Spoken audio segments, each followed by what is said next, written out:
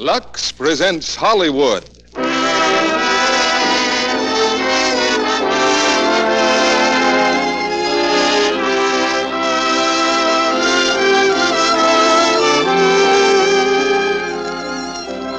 The Lux Radio Theater brings you Bonita Granville, Otto Kruger, Kent Smith, and Walter Reed in Hitler's Children.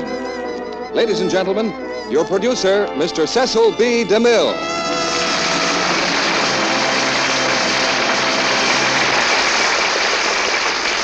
Greetings from Hollywood, ladies and gentlemen. A few months ago, a bomb struck Hollywood. The bomb was a motion picture called Hitler's Children. I don't know what the producers expected, but they woke up one morning with a nationwide sensation on their hands. A picture with a modest beginning that suddenly exploded into one of the biggest hits of the year. That makes Hitler's Children a radio prize. We had a hunch it would be. And so, to use an old Hollywood expression, we sewed it up well in advance. Tonight we have three of the original players who appeared in the RKO picture: Bonita Granville, Otto Kruger, and Kent Smith. And with them, we present one of this town's very promising young actors, Walter Reed. Hitler's Children is not a war play, but it draws back the curtain of mystery that surrounds the Nazi fortress and gives us a thrilling glimpse of how the hate and horror and cruelty may be defeated from within. This is the time of year when I take on a rather dangerous job, and the popularity of Lux toilet soap doesn't make it any easier. The graduating classes at various schools and colleges around the country send in photographs of the girls in the class and ask me to pick the most beautiful. Fortunately, for my peace of mind, the losers are always good sports, because the decision is usually a close one. There are many types of beauty among the girls in these photographs, but nearly all have one thing in common: a lovely complexion. Without that, the most classic features have no charm. And guarding this prize for the loveliest American beauties is our good friend Lux Toilet Soap. Now the curtain goes up on the inside story of Hitler's Children. And here's the first act, starring Bonita Granville as Anna Miller, Otto Kruger as Colonel Henkel, Kent Smith as Professor Nichols, and Walter Reed as Karl Brunner.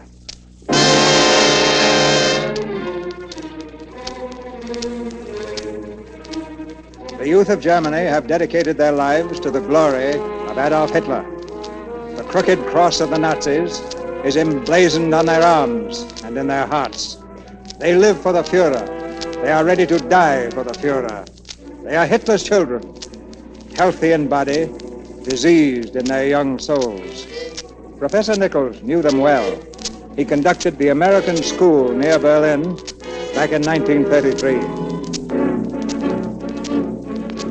Our building was just across the way from the German school. I used to watch them drilling in the park. Boys from 10 to 16, the young folk. They were taught to march together and to think together. Their minds were the same as the uniforms they wore. I remember one spring afternoon in '33, my boys and girls were playing ball in the yard. Suddenly there was a fight. When I ran out, I saw my kids and the German boys. They'd paired off in a grand free-for-all. Give me that ball, you! Give it to me! Say please. I will not say please! Boys, stop this fighting! Hannah, stop it, I'm surprised. They started it, Mr. Nichols. I knocked out a good three-bagger and they wouldn't give me back the ball. Stop this fighting! Stop it! Dr. Schmidt! Dr. Schmidt! Yes, Professor Nichols. I'm afraid someone may be hurt if this keeps up. Could you call your boys off and I'll do the same with mine? Really, Professor Nichols, surely it is not my duty to interfere with a popular demonstration. Popular demonstration? Very well. If you won't step in, I'll have to. Achtung! Schluss jetzt mit der Keilerei! Angreifen! Sorry I had to steal your stuff, Dr. Schmidt. All right, boys and girls, back into school. You've had enough recreation for today. I'd like my ball, if you don't mind. Well, suppose I do mind. Well, if you boys insist on another popular demonstration, just say so. Here's your ball, Fraulein. Thanks. Well, my name's Karl Brunner. What's yours? I don't give it to strangers. And tell your Nazi friends to stay off our grounds.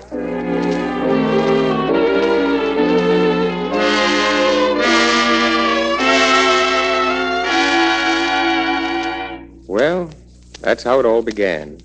A boy, a girl, and an argument. But it didn't end there for either of them. Of course, the Nazi Party took most of Karl's time. They taught him things like this.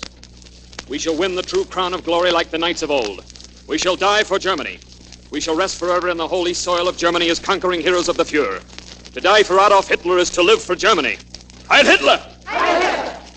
And then in the afternoon, he and his friends would report for party duties. Forward, march!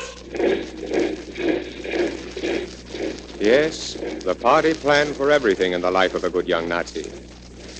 Everything except the moment when a girl might be playing a piano and a boy might be interested.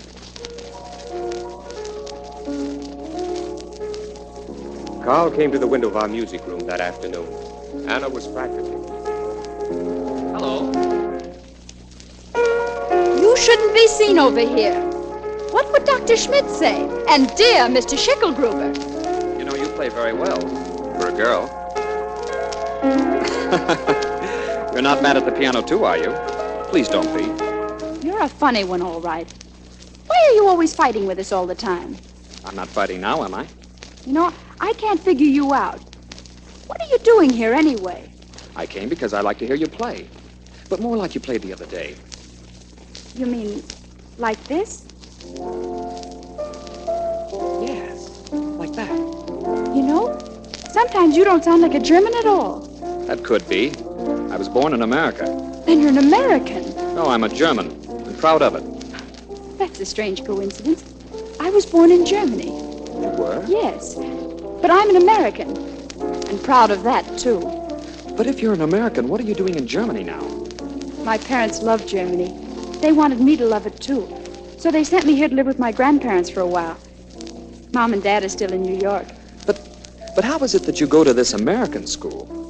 My parents wanted to be sure I'd come back an American. Do you really want to be an American? Wanna be? Listen, my friend, I am an American, and if you have any objections, just put up your fist. Please, this is not another popular demonstration.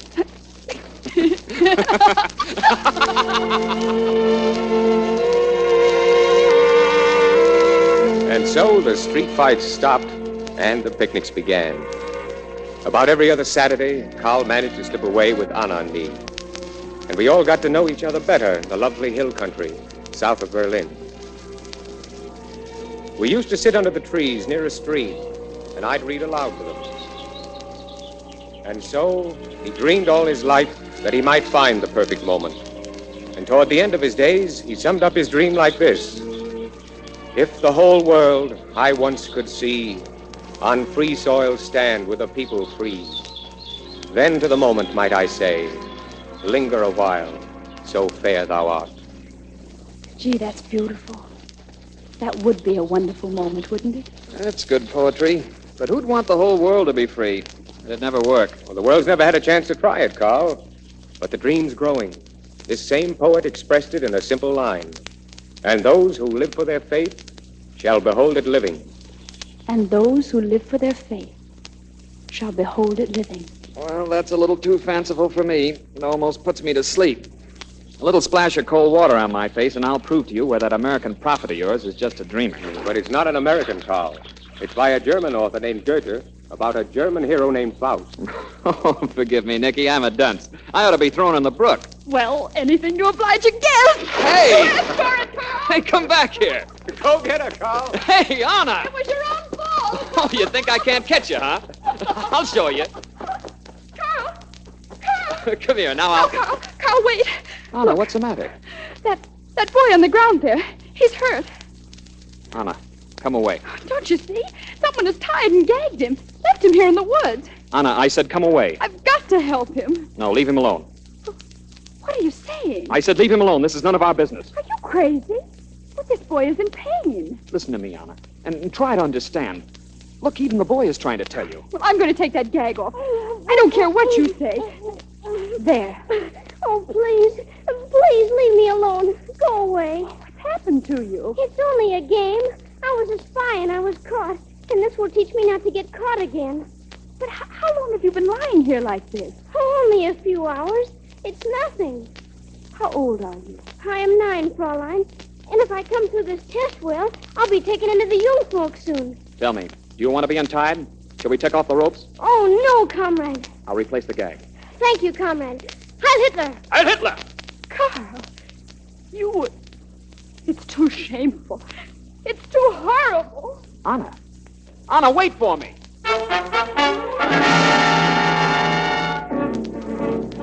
Well, that was the last we saw of Carl for a long time. He was swept up in the storm.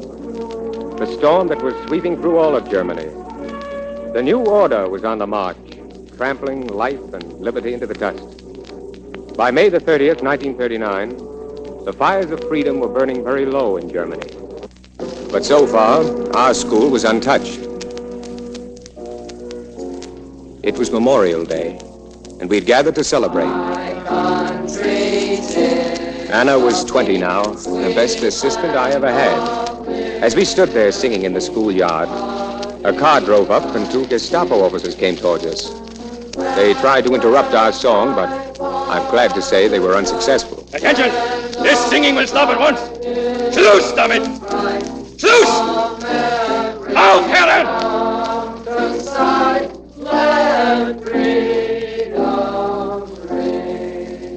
Professor Nichols? Yes? What seems to be the trouble, Sergeant? The Ministry of Education requires the instant dismissal from your school of all Poles, all Jews, all Lithuanians, and all persons of German blood. But this is an American school. We accept anyone who wants to come. I know nothing about that. Those whose names I read will fall out at once. Klein, Sarah, Golbach, Martin, Rocek, Stephen, Horowitz, Ivan, Mila, Anna. Mila, Anna! My name is Miller, Anna Miller. But I'm not a student. I'm a teacher here. You live with Mr. and Mrs. Max Miller, Königstrasse 137? Yes, they're my grandparents. They're German, but I'm an American. Nevertheless, you ought to fall out, too. Look here, Sergeant. Miss Miller's an American citizen. I refuse to allow I have her. my orders. If you have any objections, take them up with the lieutenant. Very well. Where will I find the lieutenant? Follow me. We followed him into the building. At my desk, there was a Gestapo officer, a lieutenant. He didn't look up. I couldn't see his face. Herr Lieutenant, this is Anna Miller. Anna Miller, yes. Lieutenant, I demand to know by what authority students are being removed from my school. By authority of the Gestapo, is that sufficient? Not in an American school. The orders have nothing to do with Americans. They apply to Jews, Poles, and Lithuanians. We are also removing all persons of German blood immediately. But there are no Germans in this school. Anna Miller is here. Why, Carl. Carl Brunner. Don't you remember it? Professor Nichols and Anna Miller from the school here. Carl. You were born in Germany, Fraulein? Oh. Yes. But I'm an American. Your parents were also born in Germany?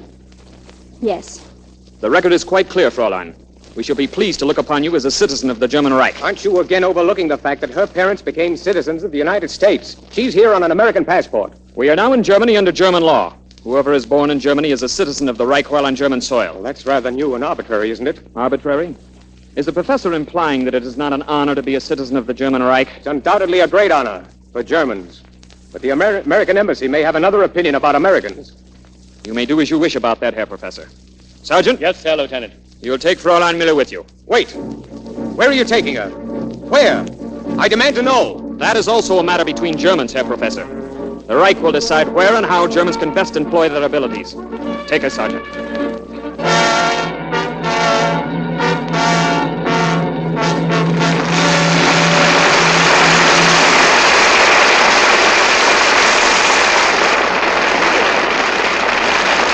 In a moment, Mr. DeMille presents Bonita Granville, Otto Kruger, Kent Smith, and Walter Reed in Act Two of Hitler's Children.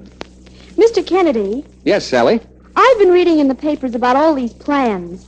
Tax plans and security plans, and, well, I've been thinking. Good, Sally. So many pretty girls don't. There you go, not taking me seriously again. Now, here's what I thought. What's the matter with talking about our plan? What plan, Sally? Why, our 30-day complexion plan for women everywhere. Sally, I believe you've got something there. You mean let's talk about the Lux Soap facials Hollywood stars use. Yes, of course. And if women will give the Screen Stars Beauty Soap a trial for 30 days, they'll discover something. Wait, Sally. Don't get to the results till you tell what the plan is. Now, just what do these ladies do for 30 days? Why, they take active lather facials with Lux toilet soap regularly. Certainly we'll be glad they did, too. But, Sally, you haven't said how to take an active lather facial. It's so easy. You just smooth lots of the creamy Lux soap lather well into your skin. You rinse off with warm water and splash with cold, and then you pat your skin dry with a soft towel. And if a woman does that every day, Sally, She's just bound to be pleased with the way her complexion looks a month later. Especially if she takes these Lux soap facials several times a day and always at bedtime. it's Lux Soap's creamy, active lather that makes this 30-day plan a success. That Rip Smooth lather does a really thorough job of complexion care. Does it gently, too, because Lux soap is so pure and mild. Well, Sally, the most famous stars in Hollywood say they find these Lux Soap facials are a wonderful help to softer, lovelier skin. And here's another nice thing about our Hollywood complexion plan. You can start at any time. Right, Sally. And tomorrow is a good time for the woman who thinks her complexion might be smoother and prettier. So here's our tip to these ladies. Why not put gentle Lux toilet soap on your shopping list right now? Now, Mr. DeMille returns to the microphone. Act 2 of Hitler's Children, starring Bonita Granville as Anna Miller, Otto Kruger as Colonel Henkel, Kent Smith as Professor Nichols, and Walter Reed as Karl Brunner.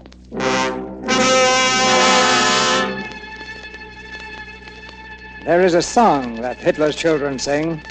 It says, Adolf Hitler is our savior. Our Hitler is our Lord, who rules a brave new world. This is their religion, the worship of a man. This is the seed of Nazi culture, planted early in the youth of the land. And from such seed, the stem grows crooked, and the fruit is rotten. Karl Brunner, our friend, sent Anna away. It wasn't hard to believe. I'd seen before the awful power of the Nazi system, the disease which infected the brains of their children. In the months that followed, I had no word from Anna. I tried to reach her by mail. I called on friends, party officials. And then, in desperation, it occurred to me that perhaps Anna's grandparents would know something.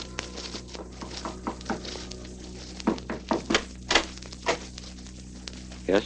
Who is it? It's Professor Nichols, Mr. Miller. Don't you remember me? Yes, but please go away, Herr Nichols. We do not know anything. Mr. Miller, I must find out something about Anna. Please, Herr Nichols, not so loud, I beg you. It's better if no one sees us talking to you. Mrs. Miller, you've got to tell me what you know. She came here that afternoon for some things, and then they took her away.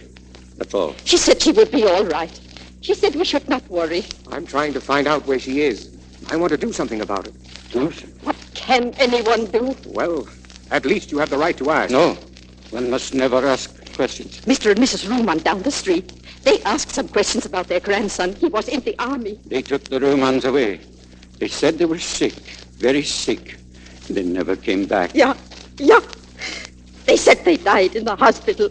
But I know. They put them to sleep in the hospital. Mama. They put them to sleep with gas. Mama. They murdered them because they were too old and asked too many questions. Mama, please keep quiet.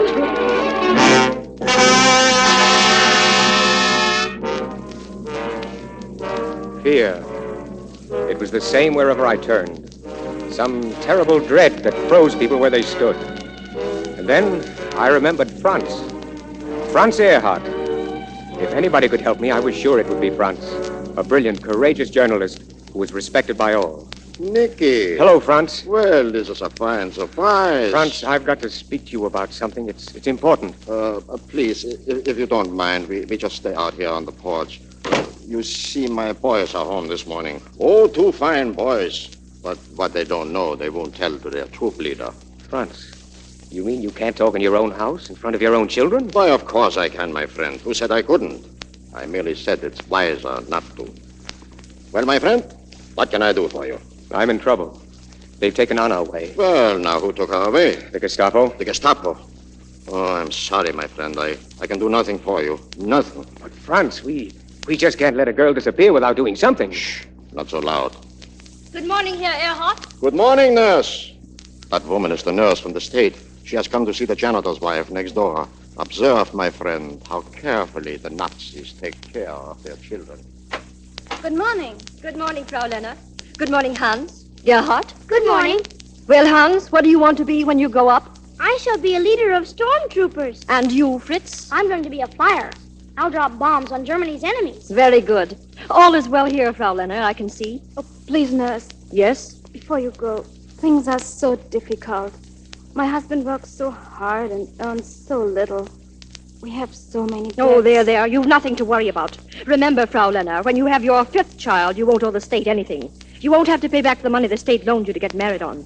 The debt will be automatically canceled. Heil Hitler! Hi, Hitler! Come into the house, children. You see, Nicky? The Nazi state is very generous. Yes. But you must not think it is unusual. That or the fact that I can't even talk in my own house. No, it is happening in every house and every street in Germany. And my friend, it's only child's play. Oh, that's no pun. Only child's play to what is about to happen. Franz, how can you stand it? You, of all people. How can you be so complacent? My friend, you can get off a train before it starts or after it stops. But while it is in motion, I wouldn't advise it. You mean you pretend you believe in this and go on writing in praise of it? What would you have me do? I wouldn't make a very good hero. Well, then I don't suppose you'll help me. Help you, my friend? I can't even help myself. Very well. Goodbye, Franz. Wait. Nicky, in such cases, they usually send the girls to the labor camp, Rheinsberg. Is it a prison? Prison? No, not exactly. Well, then it shouldn't be too hard to arrange for an escape. I might even get her out of Germany. My friend, that would be a very unwise thing to attempt. How can I get permission to visit the camp? Oh, you couldn't. But as an American school teacher, it's possible you might get permission from the Ministry of Education to make a tour of the camps. Thank you, Franz. Thank you. Yeah.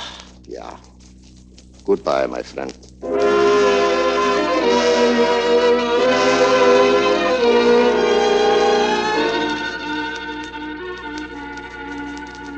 I will take up your request with the various departments, Professor Nichols. Well, thank you, Dr. Graf. I should like to tour all the camps in Germany. You know, Professor, not many foreign educators seem interested in our methods. Perhaps they're afraid they might approve. Good morning, Graf. Oh, good morning, Colonel. Colonel Henkel, may I present Professor Nichols? How do you do? The Colonel is from the Gestapo, but he's an educator, too. A Rhodes Scholar at Oxford. And this is the Colonel's aide, Lieutenant Brunner. Yes, we've met before. Oh, have you, Carl? Where? I had charge of the detail to remove some foreigners from the American school. Oh, yes, of course. Colonel, the professor is eager to gain permission to visit our labor camps. He's interested in studying our new educational methods. Good. I must say, Professor, I admire the spirit of your inquiry. I sometimes think it would be interesting to go back to Oxford for a similar investigation. There'd be so many surprises in store for my English friends. I'm sure of that, Colonel Henkel. Well, since the Colonel seems to approve, we should have permission for you in a few days, Professor. Well, thank you, gentlemen.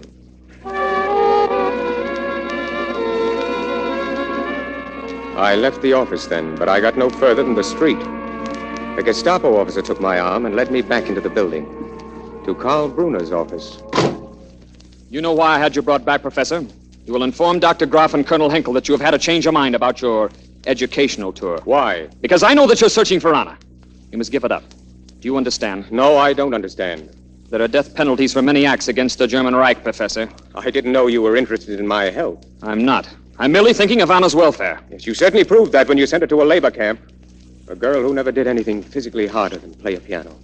Don't let words frighten you, Professor. A labor camp is not a prison. It's a place where young Germans make themselves fit for the duties of soldiers and mothers. It's an honor to go there. Oh. Do the inmates think so? Besides, Anna isn't in the labor battalions. Through my influence, she was able to get a position on the staff. Oh, so that's why you didn't expose me to Colonel Henkel. We will leave Colonel Henkel out of this. It might surprise him to know that a good Gestapo officer is interested in a girl who believes in freedom. It might surprise you to know that Anna's attitude about the new Germany is changing. If you persist in this search, you're endangering her position and yours. And perhaps yours? I warn you, Professor Nichols, if you... No use, Carl. I won't give up this search. I won't believe what you say until I see her. And I don't care what the penalties are. Suppose I could prove to you that she is happy and well off where she is now. Well, if you could prove it, yes. Very well, Professor. We'll visit her together. But you will please pretend that she is a stranger to you. You do not know her. I wonder if I will.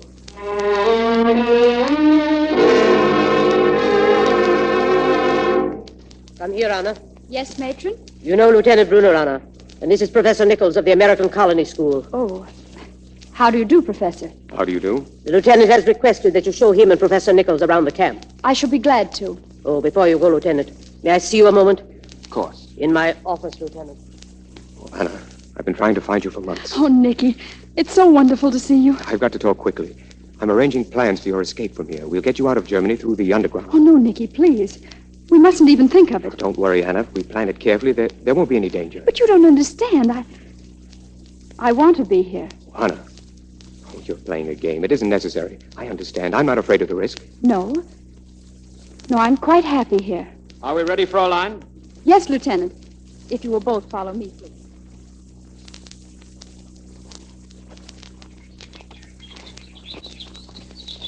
And finally, Professor, this is the rest home.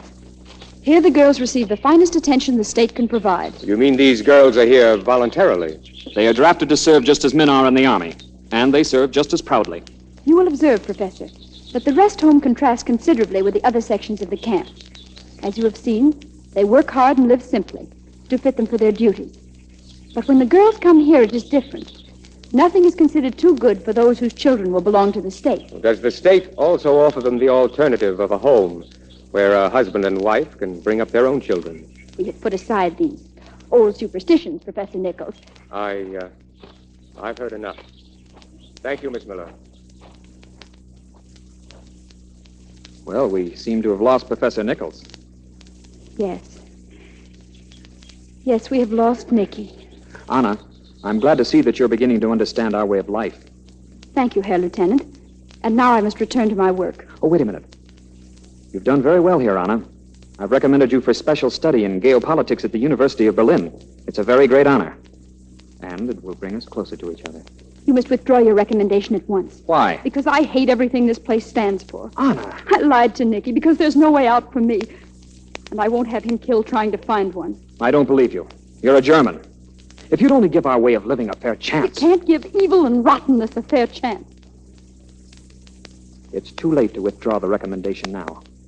You'll be called to the Ministry of Education any day. I know you won't be foolish enough to refuse the offer.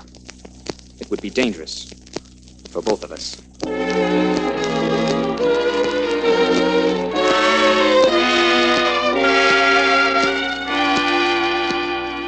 Fräulein Miller, this is a rare opportunity for you. Not every girl is invited to study at the university. Thank you, Dr. Graff. With your training and education, well, someday you might even be sent back to America. As an espionage agent, Colonel? What's that? No, Fräulein. As an ambassador of culture, an ambassador of world culture. Unfortunately, Doctor, I must decline the honor. I don't want any part of the diseased new world you're planning for mankind. And I'm not afraid to die to prove it. Fräulein Miller! One moment. Who said anything about dying, Fräulein? Let me assure you the choice is no longer between life and death. Dying, my dear Fräulein, is a luxury these days. We must all live and work. And for those who will not work with the brain, we will find duties to fit their capacities. Sergeant? Yeah, Herr Colonel. Keep this young lady in custody until we give you further instructions. That's all, Fräulein. Well, she was allowed to come very far for a person harboring such thoughts. She was recommended and vouched for by your protege, Lieutenant Brunner. Oh, really? Send in Lieutenant Brunner. He must be removed at once. Why? Why? Isn't it obvious? My dear Graf, now when are you going to learn that we must stop purging our best people? All men make mistakes, especially young men. If the party is to survive, the intelligent young men will be needed. Do you consider what he did an act of intelligence? I consider it a mistake of youth. Nothing more. Herr Colonel? No, Carl. Come in. Carl, you recommended a girl named Anna Müller for work at the university. Yes, Herr Colonel. I suppose you looked into her background carefully? Yes, Herr Colonel. She was born in Germany, though she has lived in America. Her work at Rheinsberg was considered excellent. She's regarded as a German, therefore there seemed no reason for not advancing her. That's sound enough. But the young lady only a few moments ago committed an act of treason against the state in this office. I allowed a moment of sentiment to misguide me, sir. I knew her as a young girl. I regret it, sir. And what do you think we ought to do about her? There is no alternative. She must be sent to a concentration camp. Well, I don't think such severity will be necessary. Perhaps a year on the labor corps will work out these silly notions. As you wish, Herr Professor. Henkel speaking. You have a young lady named Anna Miller being held in custody. You will transfer her from the staff to the labor corps at Rheinsberg. And I want a daily confidential report of her behavior.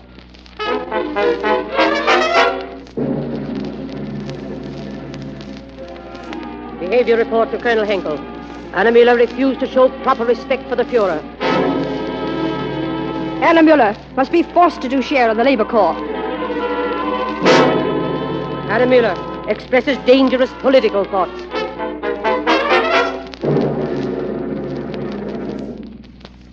You say she's becoming worse, Frau Ritter? Yes, Lieutenant. She's a dangerous agitator. No corrective measures seem effective. All right. Thank you, Frau Ritter. Good morning, Carl. Oh, good morning, sir. Congratulations. I have good news, Carl. Because of your fine work on the Tagler case, I have approved a captaincy for you. A captaincy? Well, thank you, Colonel. My only hope is to prove myself worthy of the honor. I have no fear of that. You know, Carl, ours is a most important calling. The Gestapo is judge, jury, prosecutor, all rolled into one. And only the best minds should be permitted to administer such power. Men of great strength of character, men to whom there is no other consideration than their duty to the state. And that is why I have sponsored you, Carl. Thank you, sir. By the way, have you received any reports from the camp at Rheinsberg? Rheinsberg? Yes. About the Miller girl? Yes, Colonel. Uh-huh. I have. And what do the reports say? They're very poor, sir. They consider her quite dangerous. Carl, there is no room for the sick in Germany. And the girl is sick in her mind. She is unfit to pass her type of thinking on to future generations. So I have recommended special treatment for her, Carl, at the Frauenklinik. The Frauenklinik? Yes. Have you any other solution, Carl? Or what would you do if you were in my place? If I were you, Colonel, I should do exactly as you will do.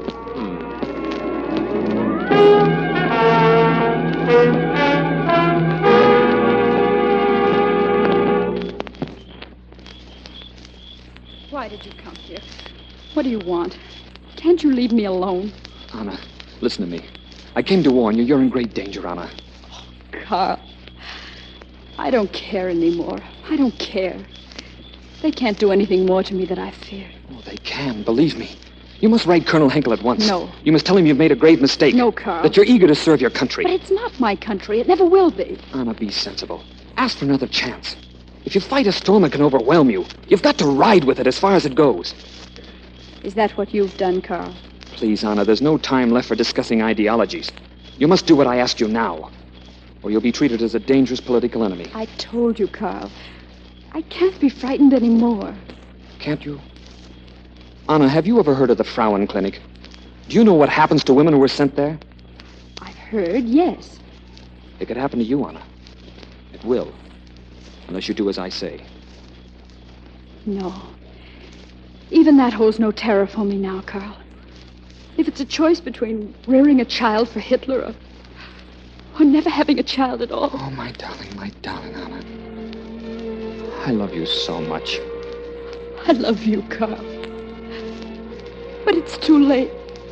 It was too late when it began. No, darling, no. We must only think that we love each other. Carl, do you remember? It was so long ago. If the whole world I once could see on free soil stand, with a people free, then to the moment might I say, linger a while. So fair thou art. Oh, Carl! Anna, I can't let them hurt you. There's no other way. There is one. It would protect you and satisfy them. The most they demand is that you have a child for the state. Carl! We love each other, darling. We'll be married. Don't you see how wrong that is? How deceitful? I only see that I love you, Anna.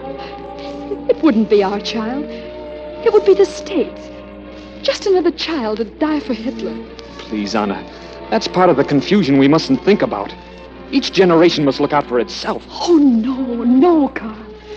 That's where you're wrong. That's where you and Hitler and Goering and Goebbels and all the rest of you are wrong. Each generation must look out for the generation that comes after it. If our fathers and their fathers before them hadn't all hoped a little, dreamed and worked for the ones that came after them, why, we'd still be a pack of savages. That's the world you're working for, Carl. That's the world I won't bring a baby into. I'll never give in to them. And then my son and his son won't either. I won't, Carl, I won't! I won't!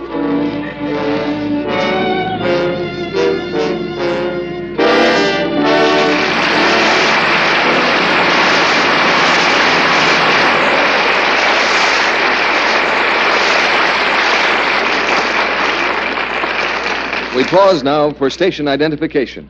This is the Columbia Broadcasting System.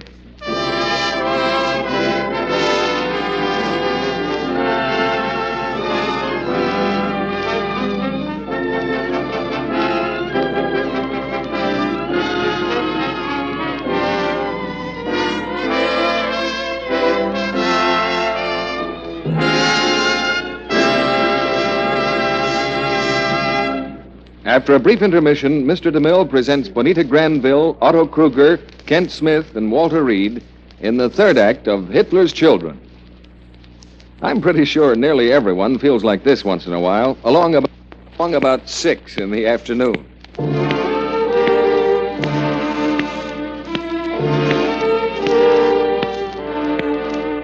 Yes, tired is what we mean. And if you're a busy woman with war work added to your regular duties, you know what that end-of-the-day feeling is like. But now, listen.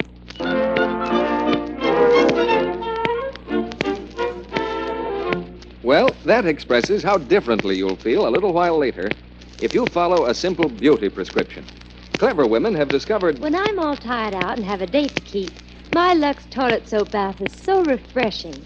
It gives me a real beauty pickup. Women find that Lux Soap's rich active lather carries away the day's dust and dirt in a twinkling, leaves skin fresh and really sweet. Yes, I love that creamy Lux soap lather. It's so rich and quick, even in hard water. There's something truly luxurious about a Lux soap bath.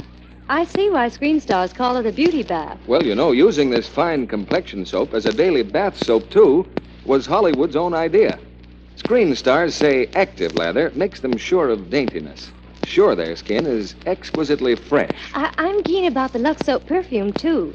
It's the kind I like, not too heavy, and it leaves a lovely, delicate fragrance on my skin. Why, makes me feel sort of glamorous. And the fact that Lux toilet soap is hard-milled, made to last and last, is something I know you wise and thrifty buyers will be glad to hear, too. If you're not using Lux toilet soap for your daily beauty bath, why not try it? You're sure to like the sense of well-being this luxurious bath will give you. The way it leaves your skin smoother, softer, fresh and sweet as a flower. Now, our producer, Mr. DeMille. We'll put our stars on the witness stand when the play is over. Now the third act of Hitler's Children, starring Bonita Granville, Otto Kruger, Kent Smith, and Walter Reed.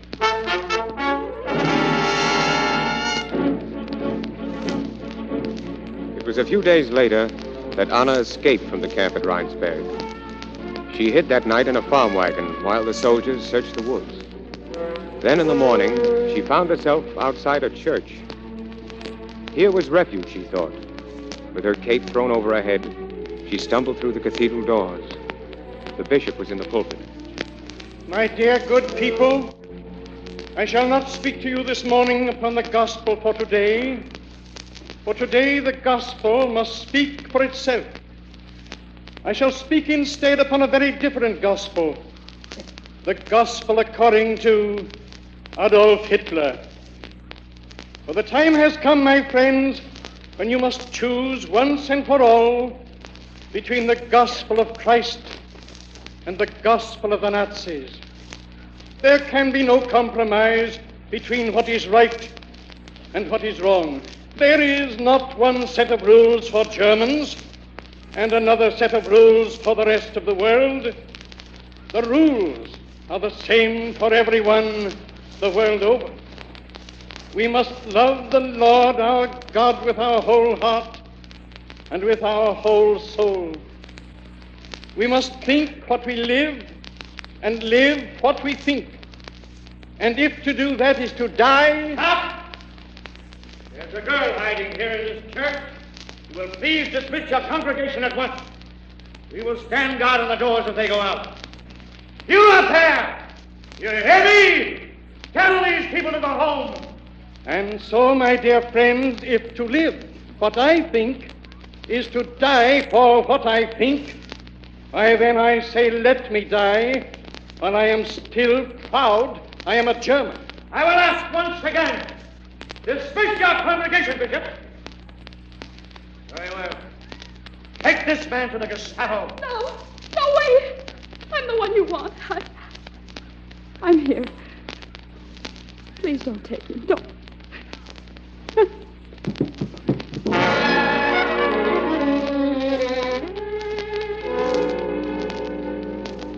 Well, Fräulein, who helped you escape from camp? No one helped me escape from camp. Who helped you to get from camp to the church? No one. I just got a ride, that's all. With whom? I don't know. Some farmer. I never saw him before. He didn't even know I was in his wagon. Why did you take refuge in the cathedral? Are you a Catholic? No, I'm not. Then why did you go there of all places? Were you to meet someone there? No. Had someone promised to get you out of the country, perhaps? No. I advise you to tell us everything that you know. Please, Colonel Henkel, I assure you this young woman and I have never met before. A likely story. I tell you, Colonel, this bishop is no better than all the rest of the traitors. Even while we were looking for this girl in his church, he was denouncing the Fuhrer from the pulpit. Do you deny this, Bishop? No, I have always denounced the Fuhrer, but I am no part of the conspiracy. Whatever I may say or whatever I may do is said and done in the open. Please, you must believe him. I did go to his church to hide, but it was my own idea. And when I saw others might be hurt because of me, I surrendered. Anna Miller, you've given us a great deal of trouble. Ordinarily, you'd be kept in solitary confinement for an indefinite period. But under all the circumstances, some different discipline is clearly indicated.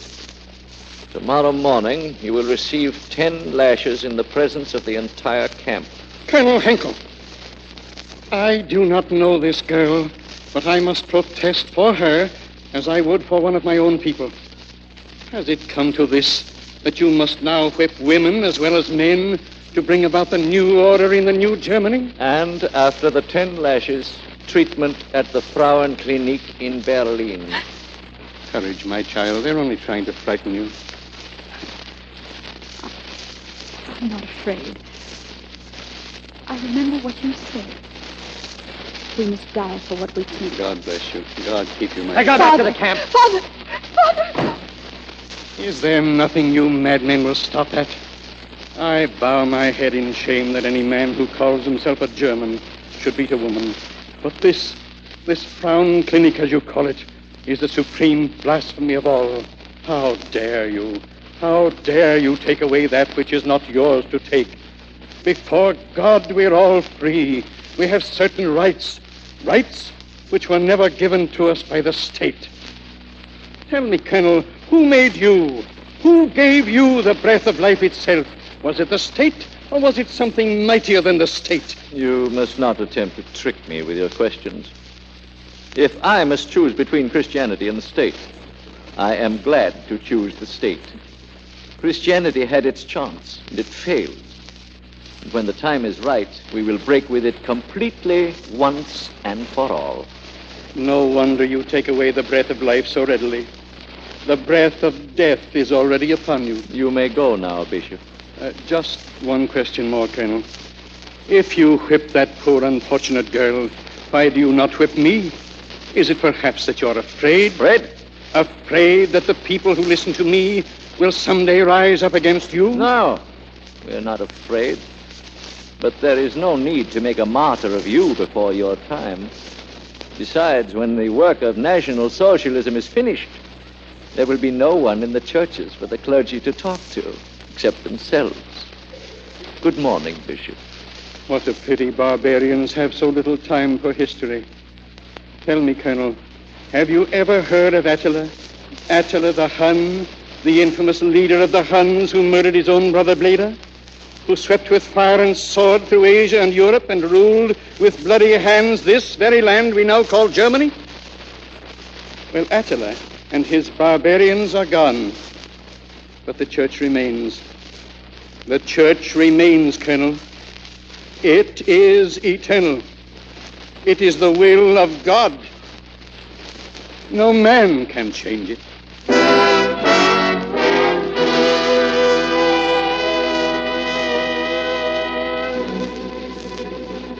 They came for Anna at dawn. Before the whole camp, they marched her to the whipping post. She knelt there with her hands tied, her lips moving in a silent prayer. Karl Brunner was there, too. He'd been sent by Henkel to test his loyalty. His face was pale, his eyes half closed as if to shut out the awful sight. Shall I begin now, Herr Captain? Yes. Stop it. Stop it! Stop it! Give me that whip! Herr Captain! Have you ever tasted it? Now untie your hands. Do as I say, untie them! Ja, Herr Captain. Carl. Oh, Carl.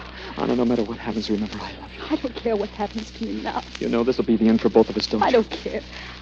I'm not afraid. Anna, just once while there's still time, I want to tell you I was wrong, Anna, horribly wrong. And just once again, I want to tell you how very much I've loved you all the time. This isn't the moment to choose, Anna. But to the moment, might I say. Linger a while. So fair thou art.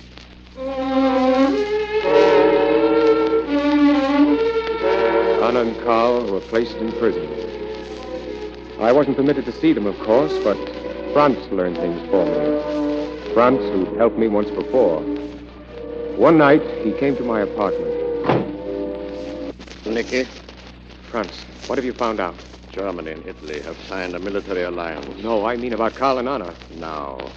Now you will see in the fall when the Krafts are in war. It has all been arranged. Franz, tell me. Well, they have to die, of course. Die? Isn't there some way I could get them out? Even if we all got shot down at the border, it would be better. No, my friend, we wouldn't have a chance. They are valuable properties of the new order now, and will be guarded as such. What do you mean? Captain Brunner has repented his sin against the state. I don't believe it. I know, but it's true just the same. Colonel Henkel is very pleased. He will be able to make capital of his mistake. He will give his protege a fine trial where Karl will beg the youth of Germany not to follow his example. You know that boy's not a Nazi at heart. Oh, it will be a fine trial. Broadcast all over the country and at a good hour, too, when everybody can hear. Then they will give him a fine funeral with military honors. Why should Karl say he's repented to cover up for Colonel Henkel? He has to die anyhow. You Americans will never understand us. Maybe it is the will to obey that is in us Germans. How easy to march in step once you have started. Where are they now? I understand they have put them together, at least near enough so they may speak. It is a good Nazi trick. They let prisoners speak together. Then they make a record of everything that is said.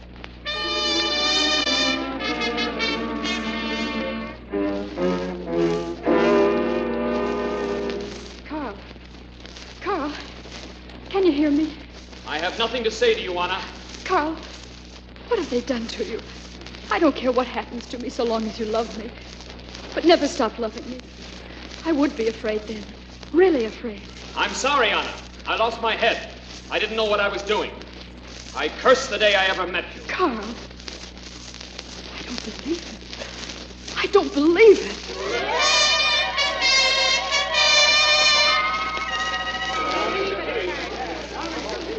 Today, all over Germany, by special permission of the Ministry of Propaganda, we bring you the trial of Captain Karl Brunner and Anna Müller. We're in the courtroom now. The defendants have just entered under guard.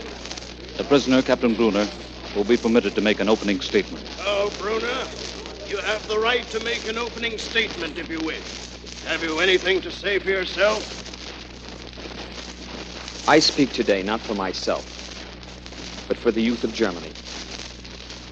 I speak as one who has learned a great lesson. Our Fuhrer, our beloved Fuhrer, has often said that the future belongs to youth, and that the youth belongs to the future. And I know now how true that is. I beg you all to be warned by my example.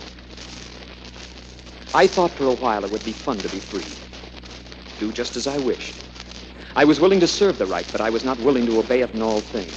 Some things I wanted to decide for myself. Some things I said were no business of the right. Yes, in some things I put my will above that of the Fuhrer. From all this I have learned a great lesson.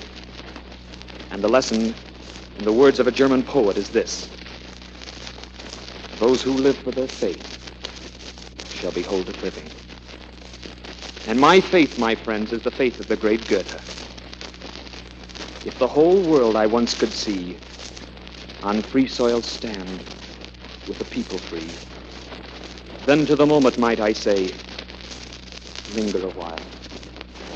So fair thou art. To the youth of Germany, then I say, this is my lesson. This is the lesson of life. But this is not the lesson that you are learning in Germany today. You are not learning the lesson of life. Your education is the education for death. You do not live from day to day. You die from day to day. For to live is to be free. Have you any idea, my friends, what it's like to be free? Well, I'll tell you, for I was a free man once, and once you've had a taste of freedom, nobody can take it away from you. It's like a breath of fresh air that lasts to eternity. Long live the enemies of Nazi Germany!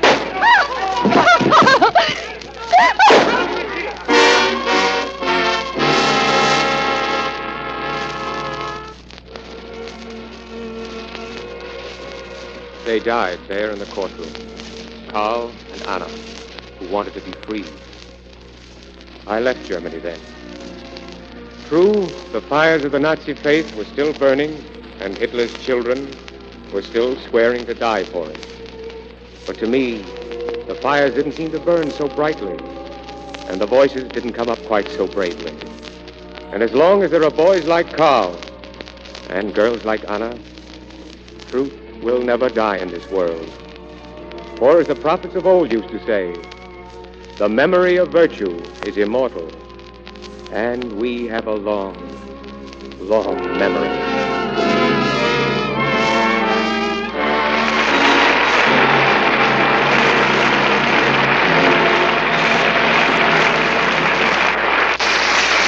From the land of Hitler's children, we return to the stage of the Lux Radio Theater.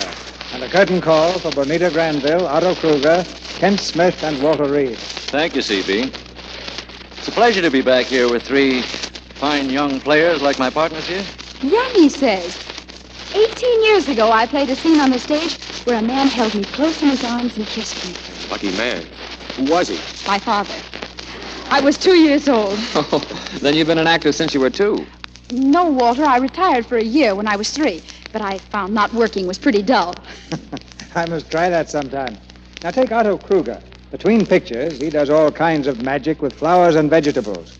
What was that trick you did with a carnation, Otto? Oh, that was several years ago, C.B. I crossed a carnation with a petunia. It was quite successful. Well, what came out? Sweet peas? No, Kent. I call it a cartoonia. So if you have a little cartoonia in your backyard, thank Otto. Well, I'm more interested in vegetables right now, C.B. Oh, tried crossing any of those? Well, I think I'll go to work on a combination of corn and lima beans. What do you expect to get, Mr. Kruger? Succotash. Oh, I fall for all those things. But there's one thing I can't be fooled on. That's the right way to take care of my complexion. I've been using Lux soap since I was a little girl, so I know it's right for me. Really, I couldn't get along without it. Well, no smart girl would even try to get along without Lux soap, Bonita. That's right, Mr. DeMille. And now it's time for you to answer a question. Yes. What does the Lux Radio Theater have next week, Mrs. DeMille? It's a Paramount comedy hit that just can't miss. The name of the play is The Major and the Minor. And the stars, Ginger Rogers and Ray Milland. They're the same stars who made the picture such a great success. It's the story of a beautiful girl who poses as a child because she has only enough money for a half-fare ticket home. Complications like Ray Milland and a visit to a boys' military school give us a delightful play for next Monday night. Well, that was a wonderful picture, CB. We've got a date. Good night. Good night, Mr. DeMille. Good night. Good night. And a big red apple to each of you.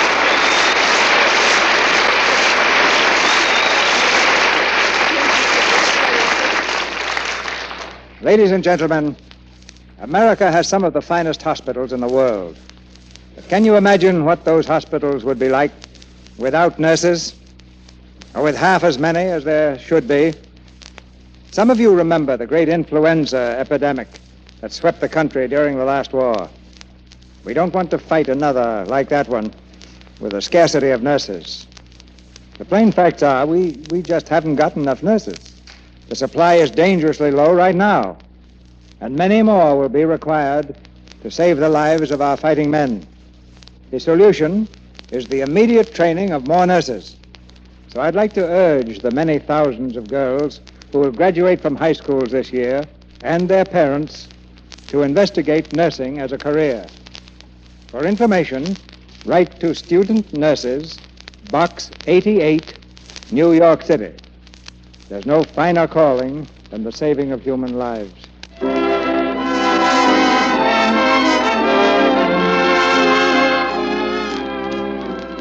Our sponsors, the makers of Lux Toilet Soap, join me in inviting you to be with us again next Monday night when the Lux Radio Theater presents Ginger Rogers and Ray Milland in The Major and the Minor.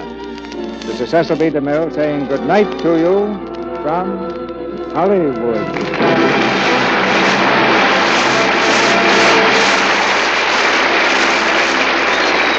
Tonight's broadcast of Hitler's Children was based on the book Education for Death by Gregor Ziemer. Bonita Granville's latest picture is Hitler's Children. Otto Kruger will soon be seen in the Saul Lesser production, Stage Door Canteen. Kent Smith is currently appearing in the RKO picture, This Land Is Mine. And Walter Reed is featured in the RKO picture, Bombardier. I'll repeat the address to which all girls interested in nurses' training may write for information. Here it is. Student Nurses, Box 88, New York City. Heard in tonight's play were Norman Field as the bishop, Robert Harris as Dr. Graff, and Verna Felton, Leo Cleary, Claudia Dell, Charles Seal, Griff Barnett, Dick Davis, Regina Wallace, Fred Mackay, Cliff Clark, Carla Bohm, and Paul Hilton. Our music was directed by Louis Silvers, and this is your announcer, John M. Kennedy, reminding you to tune in next Monday night to hear Ginger Rogers and Ray Milland in The Major and the Minor. Mothers, what kind of vitamins do you give your family in these days of food rationing and shortages? Make sure you get enough. Get Vims. Vims are scientifically designed to help make meals complete.